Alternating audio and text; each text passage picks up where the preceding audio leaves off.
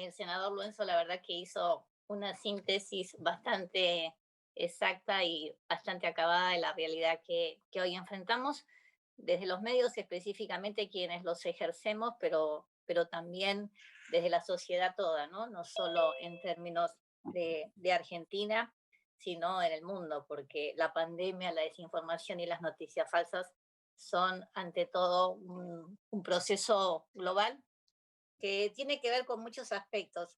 Yo escuchaba al senador con mucha atención y también pensaba en este proceso que sí tiene unos años y que cambió definitivamente algunos conceptos, ¿no? Los que desde el periodismo o desde la defensa de la libertad de expresión, siempre la desinformación estaba asociada a procesos de censura o falta de información. Hoy, paradójicamente, la desinformación tiene que ver con una abundancia de información, muchas veces tóxica, muchas veces inexacta, muchas veces fuera de contexto, en la que somos responsables los distintos actores sociales y hay que ver dónde ponemos el esfuerzo para poder combatirla. Hablábamos de fake news y para que existan las fake news, como decía el senador, lo primero que hay es un principio, es el conocimiento de la verdad. No, uno no puede mentir si no conoce la verdad. Y uno se pregunta por qué existen las fake y obviamente existen porque hay un montón de intereses en juego, hay intereses políticos, hay intereses económicos y también, por supuesto, hay intereses hasta de rating.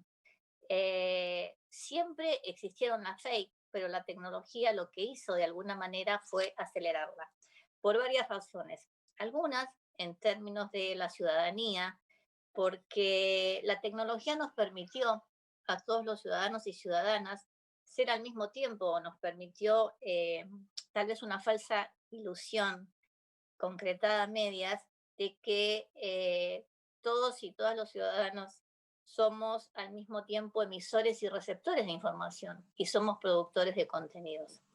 Esto, por un lado es cierto, tenemos ese acceso, quienes tenemos acceso, ¿no? En un mundo donde la mitad de la población no tiene acceso y por lo tanto también está fuera de esa problemática que estamos hablando a partir de una desinformación en serio que no puede llegar a informaciones básicas y concretas, ¿no? A partir de la falta de conectividad. La pandemia lo que hizo en este proceso, donde ya se hablaba de realidades alternativas, donde ya se hablaba de la posverdad, donde también un cambio cultural de la sociedad hizo por un momento donde que la verdad no fuera valorada o fuera subestimada a partir de las creencias o a partir de las sensaciones. La pandemia, y creo que esta es una buena oportunidad para discutir el futuro, el presente y el futuro, la pandemia puso en blanco y negro tal vez un fenómeno, este fenómeno que ya se venía discutiendo, pero era una discusión de grupos más pequeños. Y lo puso a partir del el concepto de la OMS que en realidad puso en palabras lo que ya existía y fue el término infodemia. La pandemia del virus vino acompañada de una pandemia informativa, pero lo que la diferenciaba es que si bien las fake news habían puesto en juego y habían puesto en riesgo muchas veces el sistema democrático, en el cual una de las patas fundamentales es la libertad de expresión y el acceso a la información de los ciudadanos, la pandemia también lo que puso en juego a partir de noticias falsas fue la salud física y también la salud mental de los ciudadanos del mundo.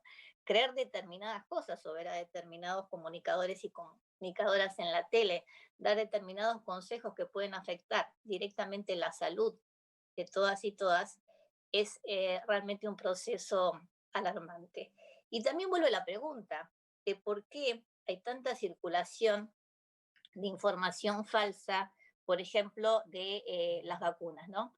la vacuna volvió a poner, no solo en Argentina, sino también en el mundo, la polarización de las sociedades. Vivimos en un mundo de sociedades polarizadas en ese momento, la polarización entre los vacunas o antivacunas, una gran cantidad de circulación de noticias falsas acerca de los efectos, y también puso, y esto también hay que decirlo, puso en la vidriera el lobby de los laboratorios, porque acá también estamos discutiendo en un mundo donde hay escasez, por un lado hay escasez de vacunas, también hay un negocio de vacunas y parte de esta guerra de la fake news tiene que ver con intereses concretos en términos económicos de la comercialización de la vacuna.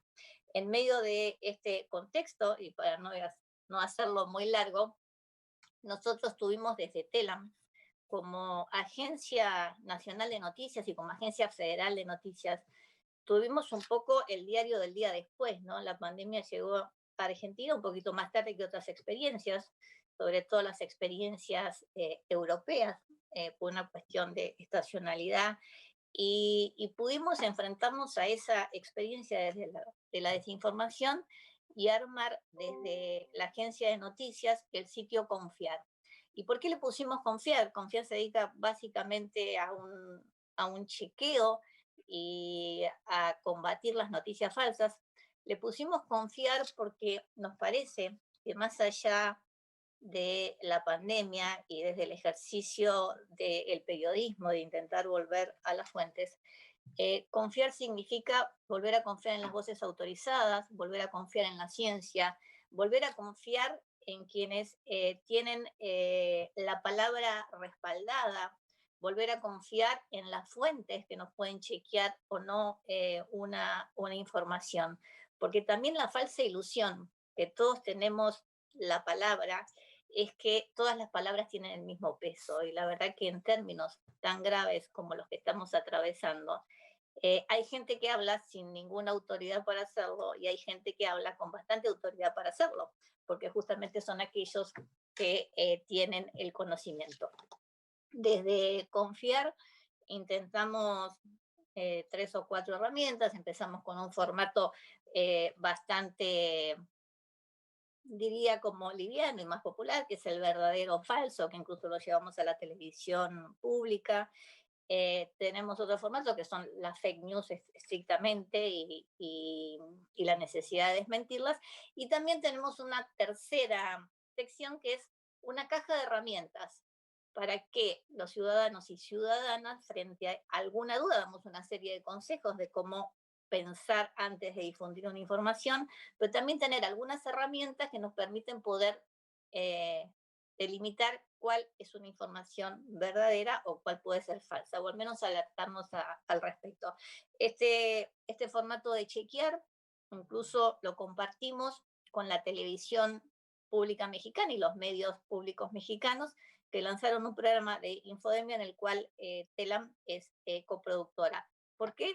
Porque las mentiras que circulan son básicamente las mismas, porque no hay discursos tan originales cuando uno ve determinadas manifestaciones en el mundo, porque las mismas fake que muchas veces llegan acá son las fake que recorren otros países, porque la guerra contra las vacunas es más o menos la misma, porque las cosas que ocurrieron acá con algunas vacunas, hablando sobre todo de nacionalidades y no de nombres, para denominar algunas vacunas y no otras, eh, prácticamente ha pasado en la mayor parte de los países.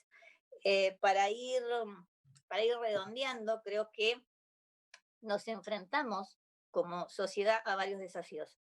Desde el periodismo y como presidenta de la Agencia Nacional de Noticias, nuestro deber es hacer el mejor periodismo, es hacer un periodismo de calidad, es hacer un periodismo veraz y es hacer un periodismo que le sirva a los ciudadanos y ciudadanas de todo el país como herramienta para informarse, como herramienta para formarse, como un derecho, porque la verdad que la contracara de la libertad de expresión que todos defendemos es el acceso a la información. Y no nos olvidemos, es el acceso a una información de calidad y es el acceso a una información veraz y es un acceso a una información que nos permita poder ejercer como ciudadanos nuestros derechos en una democracia que en el mundo es endeble y que en nuestro entender la democracia se salva con mayor democracia, como la información se salva con mejor calidad de información y sobre todo con mayor acceso.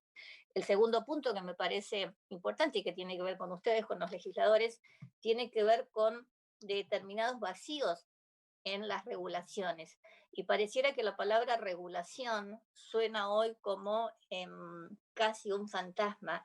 Y la verdad que los medios de comunicación como un bien público siempre hemos tenido regulaciones, tanto los públicos como los privados. Como medios de comunicación debemos respetar algunas cosas. Debemos respetar, qué sé yo, desde el horario de protección al menor a que no aparezcan determinadas situaciones o imágenes en las pantallas, ¿no? O en los diarios. Eh, Creo que esa legislación que se está reclamando en el mundo tiene que ver con el poder que tomaron tres o cuatro empresas digitales muy grandes, las GAFA, donde hoy están sentadas en el banquillo de los acusados por distintas razones. En Europa, por el acceso a la privacidad de los ciudadanos y por lo tanto convertirlo en negocios y también en manipulaciones. Y en Estados Unidos por determinadas prácticas monopólicas. Lo que no se regula, lo que no regula la sociedad y no regulan los parlamentos, hoy lo terminan regulando intereses privados muy concentrados, casi monopólicos. De ahí que la propia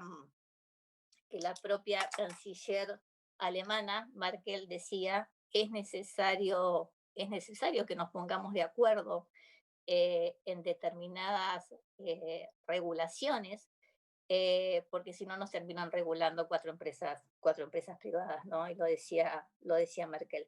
El tercer punto, y creo que tiene que ver también con la función de ustedes y también con las políticas de Estado, tiene que ver con el acceso a la conectividad y la garantía de esta conectividad para todos y todas las argentinas. Creo que las noticias falsas, volviendo al tema, eh, tienen mayor predicamento en aquellos que tienen menos herramientas para defenderse, y menos herramientas para defenderse también es aquellos que están peor informados o mal informados. Creo que si, creo que también tenemos que darle herramientas a la población, pero no poner solo en manos de ellas la responsabilidad de informarse bien o mal. Si los ciudadanos somos bombardeados permanentemente con noticias, tampoco podemos solo poner la responsabilidad en términos individuales de determinar cuáles noticias son o no son falsas. Y la cuarta creo que tiene que ver con los medios, en la propia dinámica de los medios de comunicación y de competir con las redes sociales. Muchas veces los medios tradicionales convierten algunos pecados de estas redes sociales, ¿no? Hace 2 días nada más eh, vivimos una situación realmente paradójica y por suerte el protagonista se lo tomó con sentido del humor, que era la muerte de Cacho Fontana, y no lo decían las redes sociales, lo decían algunos medios tradicionales.